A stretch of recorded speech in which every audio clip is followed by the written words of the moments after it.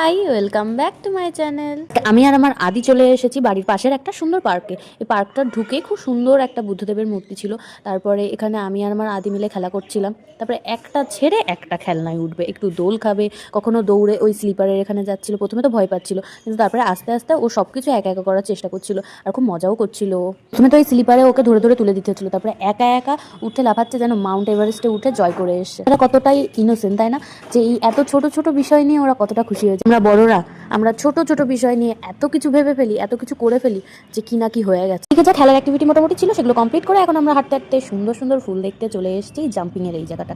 এই তো মারাত্মক রকমের বায়না শুরু করে দিল যে আদি এই জায়গাটায় উঠে খেলা করবে। প্রথম দিকে তো প্রচন্ড ভয় পাচ্ছিল, উঠতেই চাইছিল না। আমি তো ভাবছিলাম যা, মনে হয় টিকিটের টাকাটাই নষ্ট হলো। আর ভাবনাটাকে সম্পূর্ণরূপে ভুল প্রমাণ করে আদি সব থেকে বেশি মজা যেন এই জায়গাটাই করেছে, সব থেকে বেশিক্ষণ যেন এই জায়গাটাই ছিল। মানে এই জায়গাটাই ও ভীষণ ভীষণ ভীষণ মজা করেছে। এটা তোমরা ওর মুখ চোখ দেখলেই বুঝতে পারবে যে কতটা আনন্দ পেয়েছে, এতটা আনন্দ পেয়েছে, খুশি হয়েছে, এটাতেই আমি খুব খুশি।